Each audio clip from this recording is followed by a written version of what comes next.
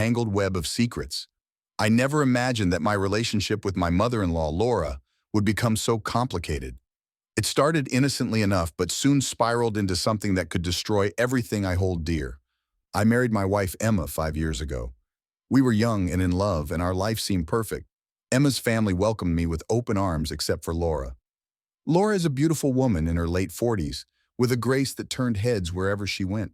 She had a way of making me feel small, like I was never good enough for her daughter. We never saw eye to eye, and every family gathering was a battlefield of subtle digs and icy stares. Despite our differences, I always admired Laura from afar. There was something about her that drew me in, something I couldn't quite put my finger on. Maybe it was her confidence, or the way she carried herself. Whatever it was, it fascinated me. But I kept my distance, knowing that any improper thoughts were dangerous. Our interactions were civil, at best, until one fateful evening changed everything. It was Emma's birthday, and we had a small family gathering at our house. Laura arrived late, as usual, her presence commanding the room as she walked in. She wore a red dress that clung to her curves, and I couldn't help but stare. Her eyes met mine, and for a moment, something unspoken passed between us. The party went on, and I tried to shake off the feelings stirring inside me. As the night drew to a close, Laura offered to help clean up. Emma was tired and went to bed early, leaving Laura and me alone in the kitchen. We worked in silence, the tension between us growing thicker with every passing moment. "I don't understand why you never liked me," I blurted out, unable to hold back any longer. Laura looked at me, her eyes cold. "It's not about liking or disliking, Alex. It's about what's best for Emma." "And you don't think I'm good enough for her," I said, my voice tinged with frustration. Laura sighed, setting down the dish she was washing. "It's not that simple." "Then explain it to me," I challenged, stepping closer to her. She turned to face me, her eyes searching mine. "I just want what's best for my daughter." "And you think you're better than me?" I asked, my voice rising.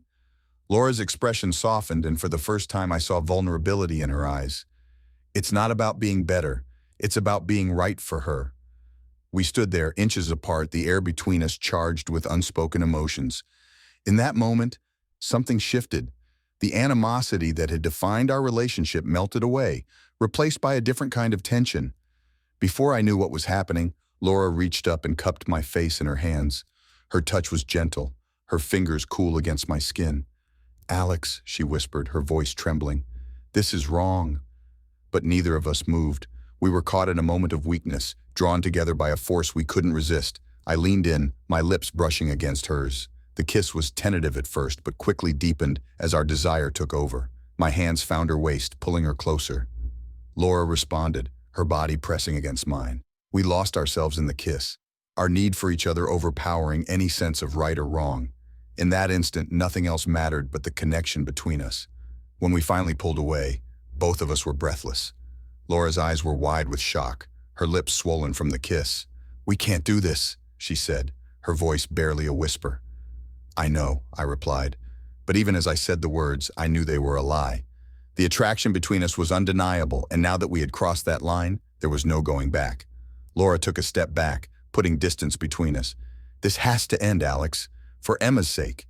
I nodded, but my heart ached at the thought of letting her go. "You're right, it was a mistake." But as she turned to leave, I knew that the spark between us had been ignited. And once a fire starts, it's hard to put out. Over the next few days, I couldn't stop thinking about Laura. Every time I saw her, the memory of that kiss haunted me. I tried to focus on my marriage, to be the husband Emma deserved, but my thoughts kept drifting back to her mother. Laura avoided me, keeping her distance at family gatherings, but her absence only made my longing for her grow stronger. I found myself seeking out moments when we could be alone, even if just for a brief exchange of words. One evening, I found myself standing outside Laura's house. I had no reason to be there, and yet I couldn't stay away. I knocked on the door, my heart pounding in my chest. When Laura opened it, her eyes widened in surprise. "Alex, what are you doing here?" she asked, her voice laced with panic. "I needed to see you," I said, stepping inside before she could close the door. "We can't keep doing this," she said, her voice pleading. "I know," I replied, but the words felt hollow. The pull between us was too strong to ignore. As we stood there, the reality of our situation sank in. We were on the brink of something that could destroy everything we held dear. But despite the risks, neither of us could walk away. And so, our affair began, shrouded in secrecy and fueled by forbidden desire. We knew the consequences, but the passion between us was too powerful to deny. Every stolen moment, every secret rendezvous only deepened our connection. We were playing with fire, and it was only a matter of time before we got burned. But in that moment, all we could think about was each other, and the secret that could destroy everything. Our secret began to consume me. I found myself inventing reasons to see Laura, to steal moments alone with her. The thrill of the forbidden, the rush of desire, it all felt so intoxicating. Yet every time I looked at Emma, guilt gnawed at my conscience. I knew I was betraying her in the worst possible way, but the pull towards Laura was irresistible. One Saturday afternoon, I volunteered to help Laura with some yard work. Emma was out with friends, so it seemed like the perfect opportunity. When I arrived, Laura was already outside, her hair tied back, wearing a simple tank top and shorts that highlighted her figure. My heart raced as I approached her, the anticipation building inside me. "Thanks for coming, Alex," she said, trying to keep her tone neutral. But I could see the same longing in her eyes that mirrored my own. "No problem," I replied, forcing a casual smile. "What do you need help with?" We worked side by side, trimming hedges and pulling weeds, the proximity of her body making it hard to concentrate. Our hands would brush occasionally, sending sparks of electricity through me. I could tell she felt it too. There was a tension between us, a magnetic force that kept drawing us closer. After a couple of hours, we took a break. Laura handed me a glass of iced tea, and we sat on the porch, the silence between us heavy with unspoken words. "This is dangerous," she said, breaking the silence. Her voice was barely above a whisper. "I know," I replied, my eyes fixed on the horizon. "But I can't stop thinking about you." "Alex, we have to be careful. Emma, she can't know. It would destroy her." I turned to look at her, my gaze intense. "I don't want to hurt Emma, but I can't deny how I feel about you." Laura sighed, looking down at her hands. "This shouldn't have happened, but now that it has, I don't know how to stop." I reached out, taking her hand in mine. The touch was electric, sending a shiver down my spine. "Maybe we don't have to stop," I said, my voice low. She looked up at me, her eyes searching mine. "What are you suggesting?" "Let's just take it one day at a time. Be careful. No one has to know." Laura hesitated, but the longing in her eyes told me she wanted this as much as I did. "Okay," she said finally, "but we have to be smart about it." Over the next few weeks, we found ways to be together without arousing suspicion. Laura would invite me over to help with odd jobs, or we'd arrange to meet at a secluded park where no one would recognize us. Each encounter was a mixture of passion and fear, the thrill of being caught only adding to the intensity of our connection. One evening after another family dinner, Laura and I found ourselves alone in the living room. Emma had gone upstairs to check on our son, leaving us with a few precious moments. I couldn't resist any longer. I pulled Laura into a hidden corner, my lips crashing onto hers with a hunger that had been building for days. She responded eagerly, her hands tangled in my hair, pulling me closer. The kiss was urgent, filled with all the desire and frustration we had been holding back. My hands roamed her body, feeling the heat of her skin through the thin fabric of her dress. We were lost in each other, the world around us fading into oblivion. "We have to stop," Laura gasped between kisses. "Emma could come down any moment." "Just one more minute," I pleaded, my lips trailing down her neck. She moaned softly, her resolve weakening. "Alex!" But before we could go any further, we heard footsteps on the stairs. We pulled apart quickly, trying to compose ourselves just as Emma entered the room. "Everything okay?" she asked, looking between us with a hint of suspicion. "Yes, just talking," Laura replied, her voice steady despite the flushed look on her face. Emma raised an eyebrow but didn't press further. "All right, I'm heading to bed. You coming, Alex?" "I'll be up in a minute," I said, trying to keep my voice calm. Emma nodded and headed back upstairs, leaving Laura and me alone again. We exchanged a glance, the unspoken understanding passing between us. We had to be more careful. As the days turned into weeks, our secret rendezvous became a routine. Each stolen kiss, each touch, only deepened the bond between us. But the constant fear of being discovered loomed over us like a dark cloud. We knew that if anyone found out, it would destroy our families. One afternoon, Laura and I met at a small cafe on the outskirts of town. It was a place where no one would recognize us, a safe haven for our forbidden meetings. We sat in a corner booth, our legs brushing under the table, the desire between us palpable. How long can we keep doing this? Laura asked, her voice filled with concern. As long as we can, I replied, taking her hand in mine. I can't lose you, Laura. But we're playing with fire, she said, her eyes searching mine. One wrong move and everything could come crashing down. I know, I admitted, the weight of our situation pressing down on me. But I can't stay away from you. She squeezed my hand, her expression softening. Neither can I. Our eyes locked, and in that moment, the rest of the world faded away. All that mattered was the connection between us, the undeniable attraction that had drawn us together despite the risks. But as we left the cafe and went our separate ways, a nagging sense of dread settled in my chest. We were walking a dangerous line, and it was only a matter of time before our secret was exposed. Our affair became a series of secret meetings and stolen moments. The thrill of the clandestine kept our passion burning fiercely. But with every encounter, the stakes grew higher, and the weight of our deception became harder to bear. One evening, I told Emma I had a late meeting at work. She kissed me goodbye, her trust unwavering, and I felt a pang of guilt twist in my stomach.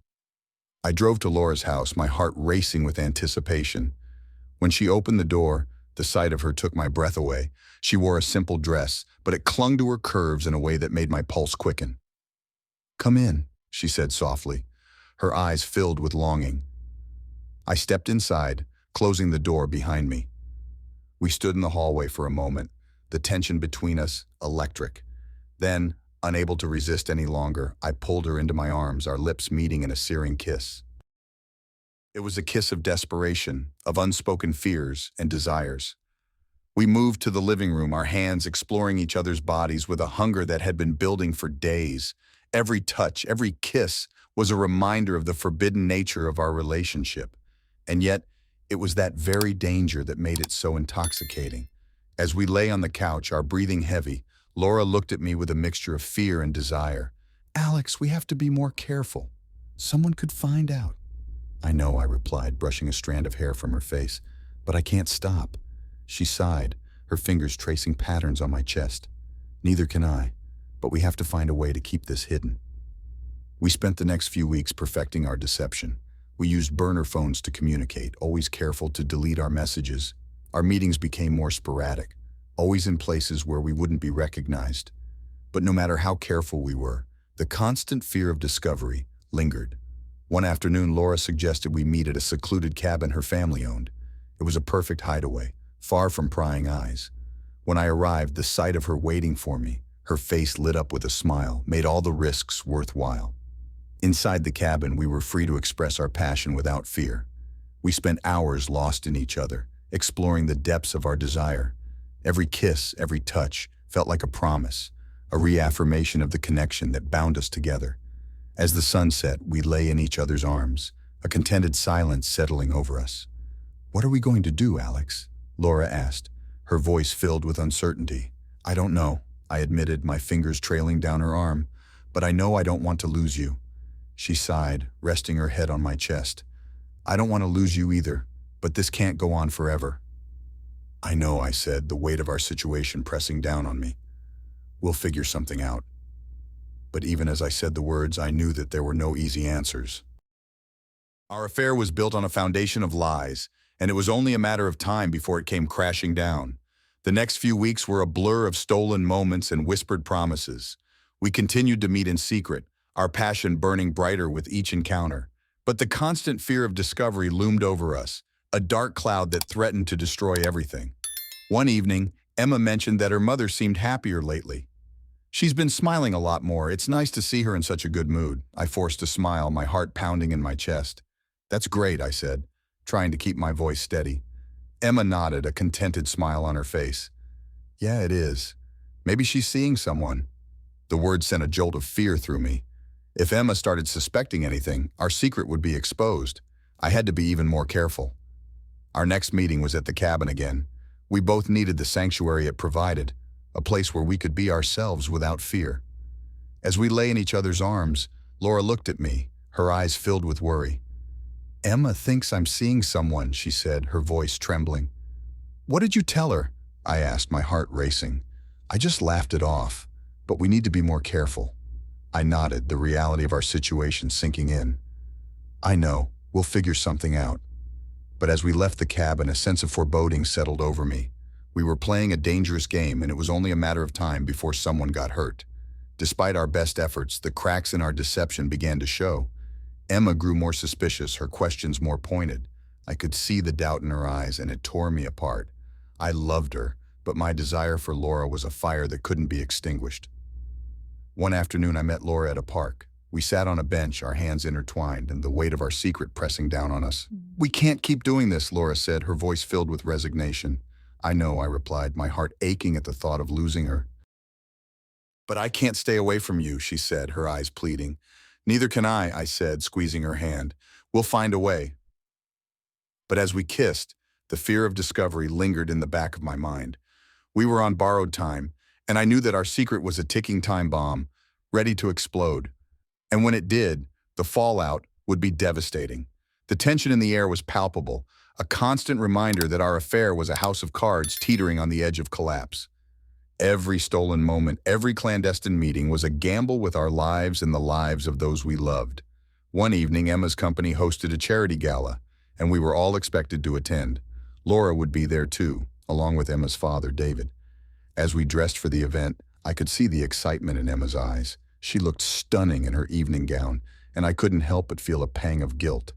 She deserved better than the web of lies I had ensnared her in. At the gala, the atmosphere was festive, the room filled with laughter and conversation. Emma and I mingled with her colleagues, and I did my best to appear engaged. But my eyes kept drifting to Laura, who looked radiant in a sleek black dress. Our eyes met across the room, and in that brief moment, everything else faded away. We managed to steal a few minutes alone on the balcony. The city lights sparkled below us, a stark contrast to the darkness of our secret. Laura's eyes were filled with a mixture of longing and fear. "Alex, this is getting too risky," she whispered, her voice trembling. "I know," I replied, my heart heavy with the weight of our situation. "But I can't let you go." "Neither can I," she said, her hand reaching for mine. "But we have to be more careful." Just then, the balcony door opened and Emma stepped outside. Panic shot through me as I quickly stepped back from Laura. Emma's eyes narrowed as she looked between us, suspicion evident on her face. "What's going on?" she asked, her voice tight. "Just needed some fresh air," I said, forcing a smile. "Laura was just keeping me company." Emma's gaze lingered on Laura for a moment before she nodded, though her expression remained wary. "All right, come back inside soon. They're about to start the auction." As Emma walked back inside, Laura and I exchanged a worried glance. We had narrowly avoided disaster, but the encounter had left us both shaken. We couldn't afford to be careless anymore. The next few days were tense. Emma's suspicion grew, and I could feel her watching me closely. Our interactions became strained, every conversation laced with unspoken doubts. The guilt gnawed at me, but the pull towards Laura was too strong to resist. One afternoon, Laura called me, her voice urgent. "We need to talk. Can you come over?" I hesitated, knowing that another meeting would only add to the risk, but the desperation in her voice left me no choice. "I'll be there in an hour," I said, my heart pounding. When I arrived at Laura's house, she opened the door, her eyes red from crying. She pulled me inside, her hands shaking. "Emma confronted me today," she said, her voice barely above a whisper. "What?" I asked, panic rising in my chest. "She said she knows something is going on. She didn't say what, but I could tell she's suspicious." "We need to be more careful," I said, my mind racing. "We can't let her find out." "But how long can we keep this up?" Laura asked, her eyes filled with fear. "We're walking a tightrope, Alex. One wrong move and everything will come crashing down." "I know," I said, pulling her into my arms, "but I can't let you go." We stood there holding each other, the weight of our situation pressing down on us. The walls of our deception were closing in, and we knew that it was only a matter of time before they crumbled. That evening, I returned home to find Emma waiting for me. Her eyes were filled with a mixture of anger and hurt, and I knew that our time was running out. "We need to talk," she said, her voice cold. "About what?" I asked, trying to keep my tone casual. "About you and my mother," she said, her eyes boring into mine. My heart stopped. "What do you mean?" "Don't play dumb, Alex. I've seen the way you look at her, the way you two act around each other. Something is going on, and I want to know what it is." I could see the pain in her eyes, the betrayal that was already taking root. "Emma, don't lie to me," she said, her voice breaking. "I deserve the truth." I took a deep breath. the weight of my deception crushing me. Emma, I'm sorry. I never meant for this to happen. Her eyes filled with tears. How could you, Alex? How could you do this to me? I didn't plan it, I said, my voice filled with regret. It just happened. I'm so sorry. She shook her head, the tears streaming down her face. I trusted you, I loved you, and you betrayed me. I know, I said, my heart breaking, and I hate myself for it. But I can't change what happened. Get out, she said, her voice cold. I can't even look at you right now. I nodded, knowing that there was nothing I could say to make things right. I packed a bag and left the house, the weight of my actions pressing down on me. I drove aimlessly for hours, the reality of my situation sinking in. I had destroyed the woman I loved, the life we had built together. And for what? A forbidden affair that had no future. When I finally pulled over, I was exhausted, both physically and emotionally. I knew that I had to end things with Laura, no matter how much it hurt. We had crossed a line that could never be uncrossed, and the fallout was devastating. I called Laura, my voice heavy with sorrow. Emma knows it's over. Her sobs echoed through the phone, a heartbreaking reminder of the pain we had caused. What do we do now? I don't know, I said, my voice breaking, but we have to stop, for Emma's sake. I can't lose you, she said, her voice filled with desperation. I know, I said, my heart aching. But we have no choice. As I hung up the phone, I knew that the hardest part was yet to come. We had to face the consequences of our actions, and it would be a long, painful road. But in that moment, all I could think about was the woman I had betrayed and the life I had destroyed. The days that followed were a blur of pain and regret. I moved into a hotel, giving Emma the space she needed. The weight of my betrayal was unbearable, and the guilt gnawed at me constantly. I tried to call Emma several times, but she ignored my calls, leaving me feeling more isolated and desperate. At work, I was a ghost, going through the motions but unable to focus. My thoughts were consumed by the mess I had made of my life. Laura and I stopped communicating, the silence between us a painful reminder of what we had lost. The connection that had once brought us so much joy now felt like a curse, binding us in a shared misery. One evening, I received a call from Laura. Her voice was shaky, filled with the same sorrow and confusion that had been plaguing me. Alex, we need to talk, she said. I know, I replied, my heart heavy. Where do you want to meet? Let's meet at the park, she suggested, the one where we used to go. I agreed, and an hour later I found myself sitting on a bench waiting for her. When Laura arrived, she looked as exhausted and worn as I felt. She sat down next to me, and for a moment neither of us spoke. The silence between us was filled with a mix of longing and regret.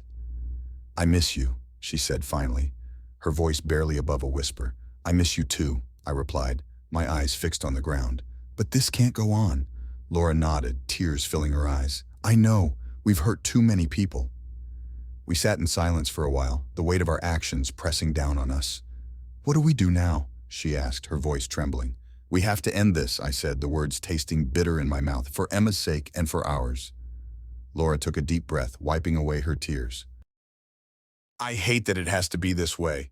Me too, I said, reaching out to take her hand. But it's the only way forward. We sat there holding hands, the reality of our situation sinking in. We had crossed a line that could never be uncrossed, and now we had to face the consequences. As much as it hurt, we both knew that ending our affair was the only way to begin healing. I should go, Laura said finally, her voice breaking. Emma needs me. I nodded, my heart aching at the thought of letting her go. Take care of her, I said, my voice choked with emotion. I will, she promised, squeezing my hand one last time. Goodbye, Alex. Goodbye, Laura, I whispered, watching her walk away, the distance between us growing with each step. As she disappeared from view, I felt a part of me break, knowing that I would never be the same again. The next few weeks were the hardest of my life. I tried to reach out to Emma, but she refused to see me. I understood her need for space, but it didn't make the pain any easier to bear. I spent my days drowning in work, trying to escape the crushing weight of my guilt. But no matter how hard I tried, the memories of what I had done haunted me, a constant reminder of my betrayal. One evening, I received a message from Emma. She agreed to meet me at a coffee shop to talk. My heart raced as I made my way there, hope and fear battling inside me. When I arrived, Emma was already seated, her expression guarded. "Thank you for meeting me," I said, sitting down across from her. Emma nodded, her eyes cold. "I want to know why, Alex. Why did you do it?" I took a deep breath, searching for the right words. "I don't know if I can explain it, Emma. It just happened. I never meant to hurt you."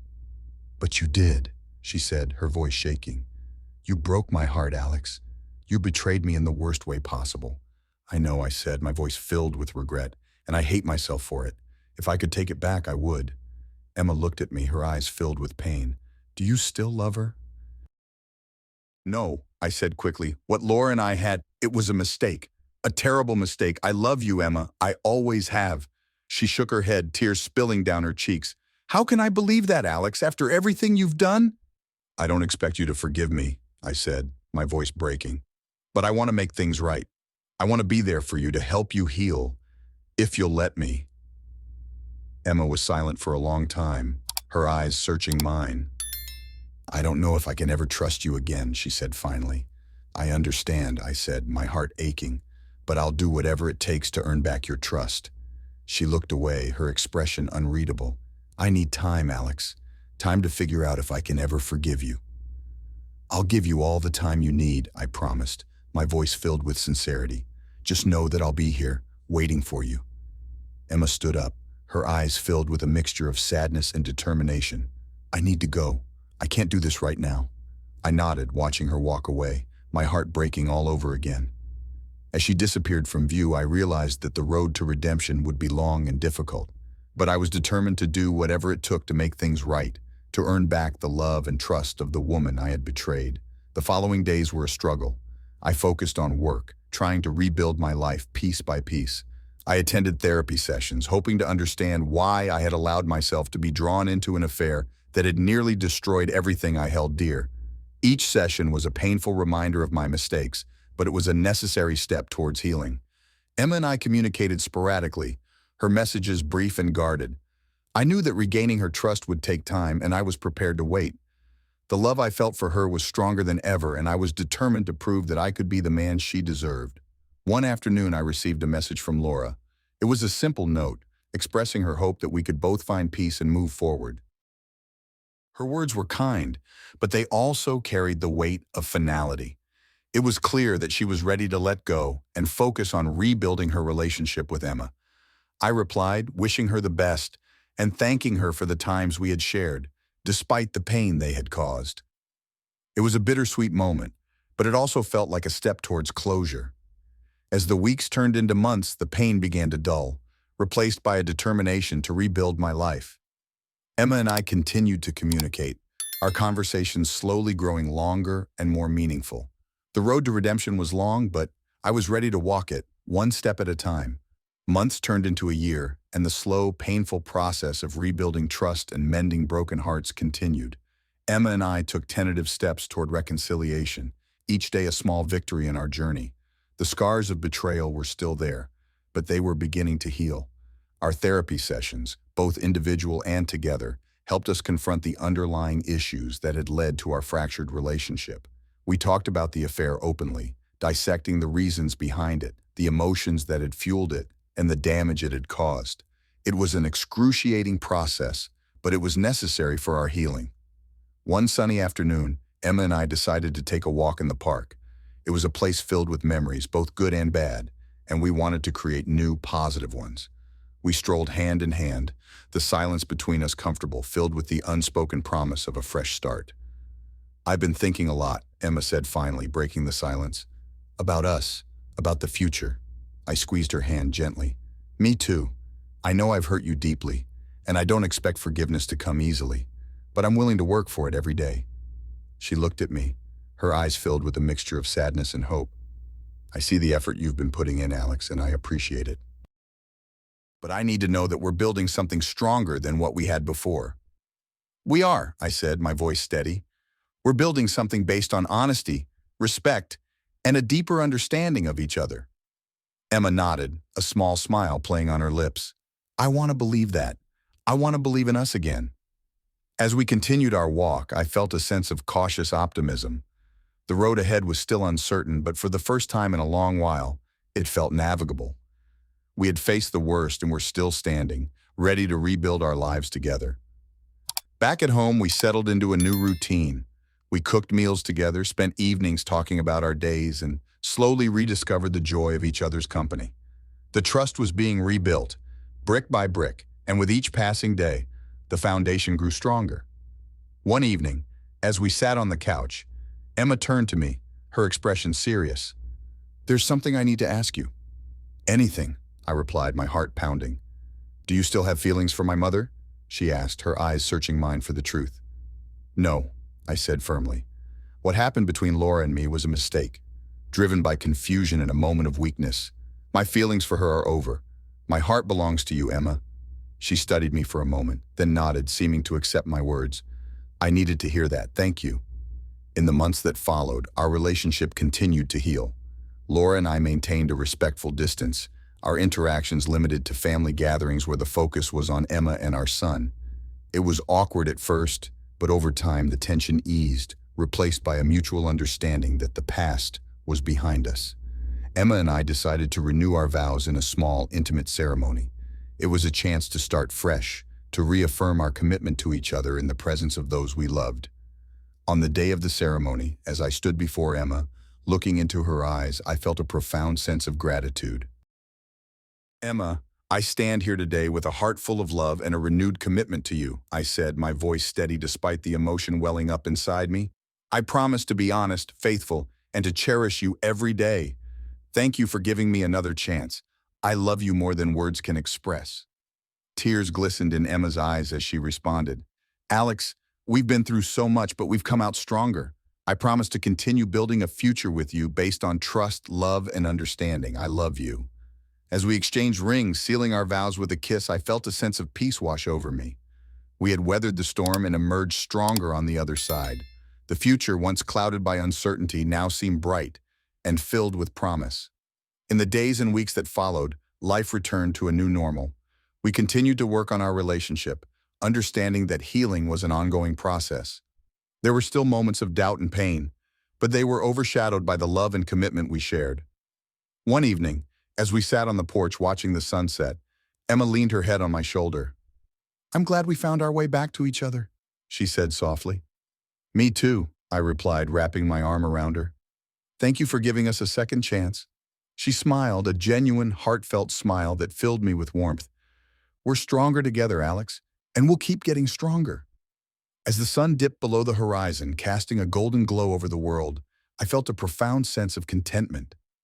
Our journey had been tumultuous, filled with pain and regret, but it had also been a journey of growth and rediscovery. We had faced the darkness together and found our way back to the light.